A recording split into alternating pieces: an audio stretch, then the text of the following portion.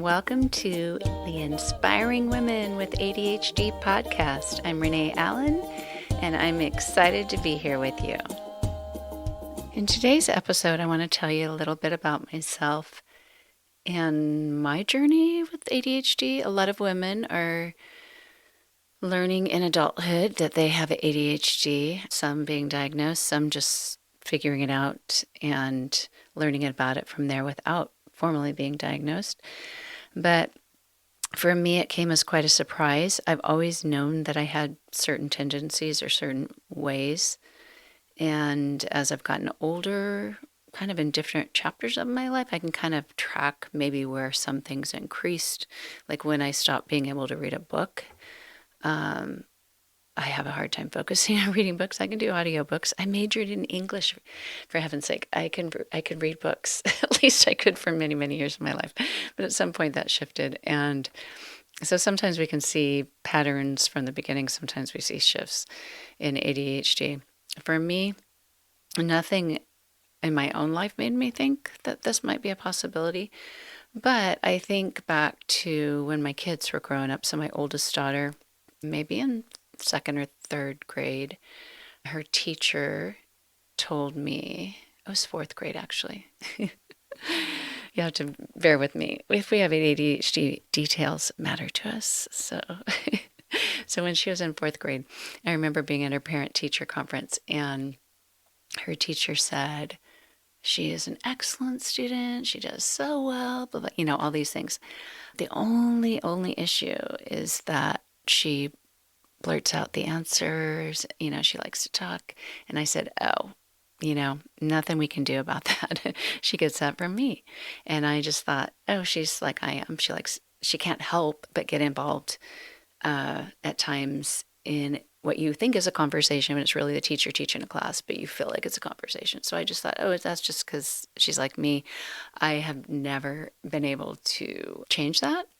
Although I've, as an adult, I've learned things like giving myself a rule, like you can only raise your hand 2 times, if I'm in a class or something. And then I try to weigh out when I want to raise my hand, because I might think of something later that's more like exciting to share. So I give myself little rules like that. But anyway, so that was kind of a first inkling of, oh, a few of my children are like I am. And some of them aren't. I have 6 children, and none of them are children anymore. The youngest is 20. But when that 20-year-old went to college, he asked me after being there for a summer term if he could talk to his doctor about being evaluated for ADHD. And I said, do you think you have ADHD? And he said, yeah. And I thought, oh, that's interesting. And I said, well, how would it even help you if you got a diagnosis? Because you already get straight A's. You do really well taking tests. And he said, well, you can get special accommodations. And I thought, again, why would you need accommodations? You get straight A's. And he said, well, because sometimes it takes me 4 hours to do what it takes somebody else 1 hour to do, just because of the inability to focus. And he talked to some friends, and they said, yeah, medication can help with that, and different things like that. So, or maybe more hours to have for a test taking when they're due at a certain time or something like that, to give them time to focus or whatever. So anyway, so I said, okay. So then I was talking to my oldest daughter, and I said, yeah, he wants to see the doctor about getting diagnosed for ADHD, which made me wonder, like, how would that be helpful? You already get straight A's. And she said, Mom, that's what you told me. She's already married with children at this time. That's what you told me in high school when I asked you about it, which, of course, I had no memory of. And I said, you think you have ADHD? And she said, yeah. And I said, why? What happens in, what makes you think that? And so she started listing things. I can't even remember what they were, but probably like 10, 12 things. Every single thing she said, I thought, oh, I thought that was just because you were just like me. Like, I didn't know those were ADHD symptoms. And she's like, yeah, Mom, So then I just kind of thought about that and thought that's really interesting. Took a few online quizzes. I remember one said, like, if you score 4 out of 10 of these, go on to the next part. And I scored like 9 out of 10.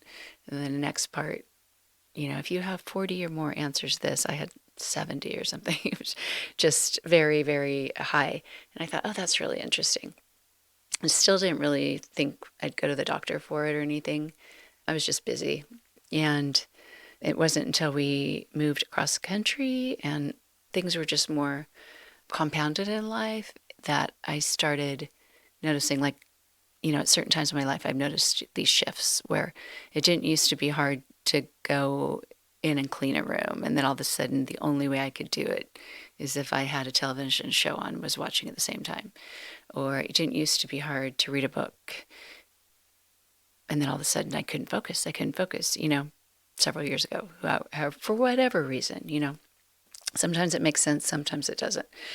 But anyway, after this move, I decided, I think I will go to the doctor. See, my son had told me he doesn't take medication regularly, but he would just take it when he had a test, when he had a project to work on, and just took it for him as needed. And so I got curious and I thought, okay. I went in, talked to the doctor, and after he listened to me talk, I don't know if you've been diagnosed, but if you go on to, the health portal, you can always see the notes from the physician or the medical record from that visit. And so I did, and there were terms like hyperverbal that just made me laugh. I thought, oh, no one's ever told me that before, but I like the medical diagnosis. Talks more than... Anyway, he told me that which I didn't know, ADHD, and you probably know this, but ADHD used to be one diagnosis and ADD was a different one. So ADD was the attention deficit disorder, ADHD, attention deficit hyperactivity disorder. And then however many years ago, that was all put into one title, ADHD. And you could be one of three types: attention deficit type, hyperactive type, or combined. And I am combined. I don't know how accurate this is. What the psychiatrist that I worked with said, it's not as common for women, and maybe especially in their 50s, to still have the hyperactive component, but I do. I definitely do. And I can actually see that more in myself than, well, actually both, really.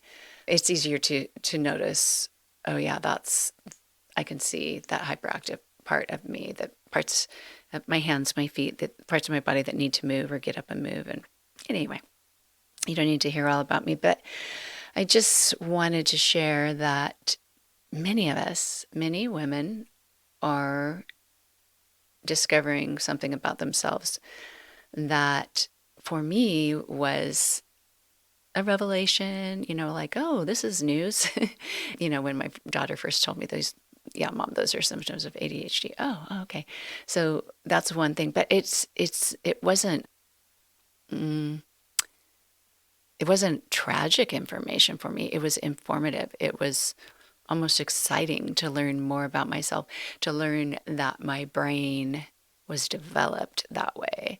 And because of that, it's a neurodevelopmental disorder. It's not something that happens later in life. I don't know. I've read different things, but mostly I've read that it's the way your brain develops. Maybe other things can shift later on, but I think that a lot of women either learn, start to wonder, go to the doctor, and from there it's kind of like, have fun, good luck. I can help you with medicine, but that's about it. And even figuring out the medicine can be very, very tricky. So I just thought it'd be nice to be able to come on here like you're just sitting in my living room or, on the couch, hanging out like roommates or something, and discovering this journey that we have with ADHD. It is a journey, and there are some hurdles, there are some struggles that come with it. And I think it's really helpful to figure them out together.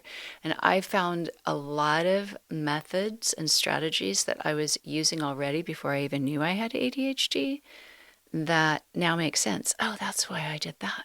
And then it's helped me apply that or even develop new strategies to help me through others.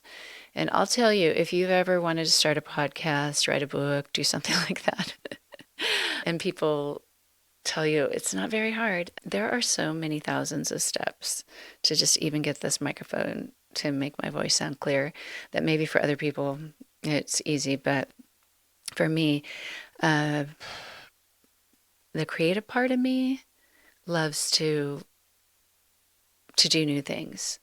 It's not like I'm technically challenged as far as being able to understand technical things. I can, but having the task of learning something new is a huge hurdle for my brain. It's, getting into that area of ADHD called overwhelm.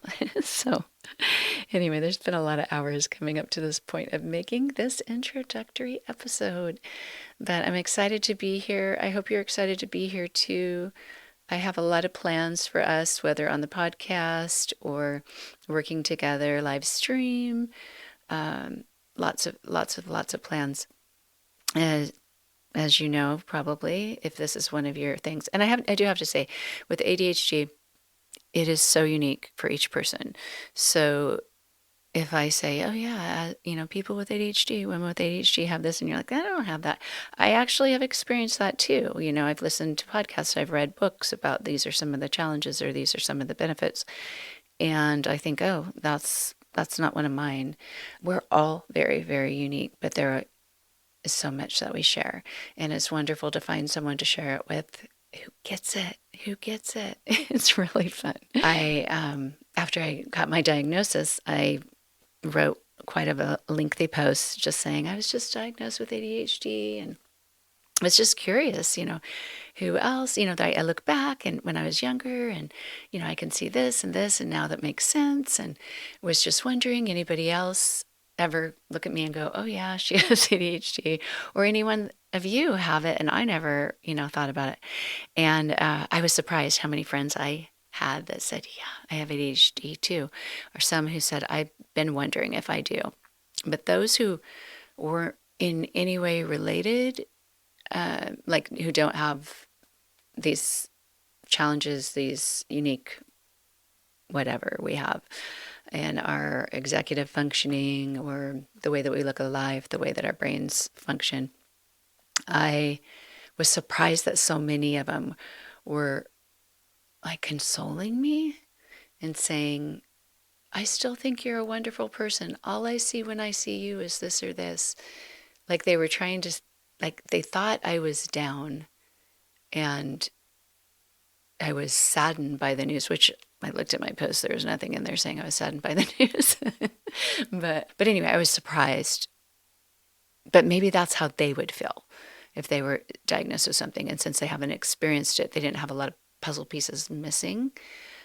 They just wanted to assure me, you're still great. And I thought, it's not like I don't think I'm great. I still think, I still look at myself the way that I do. Some days are better than others. But I hope that if you're in any way not feeling great about your diagnosis or the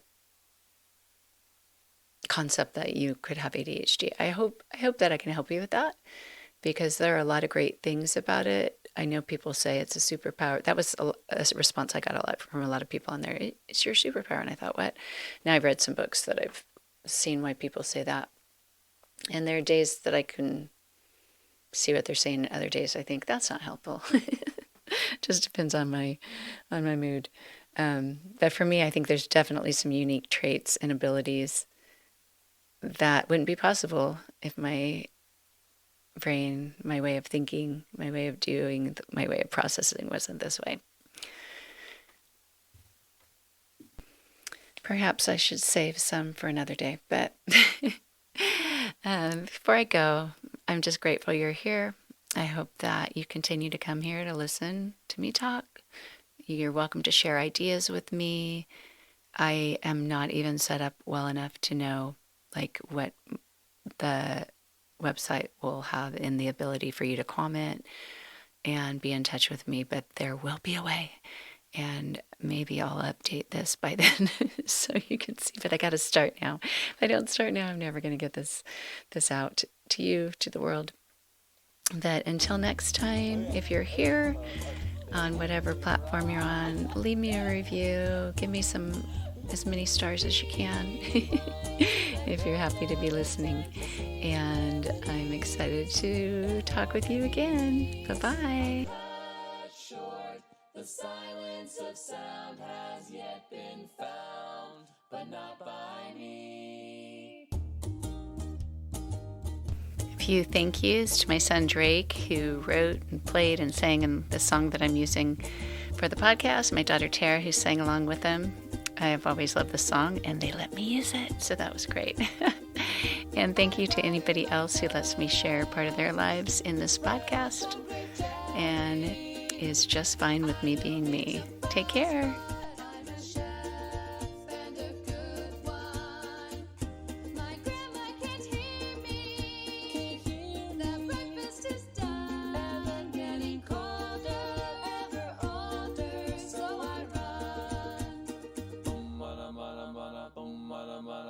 Open windows, broken shadows.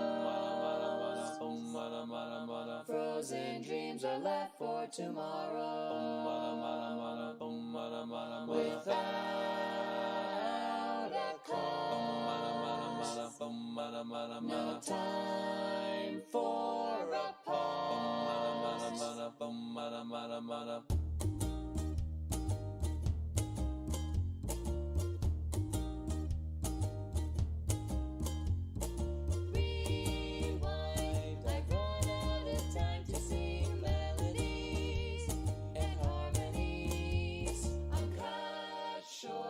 The silence of sound has yet been found, but not by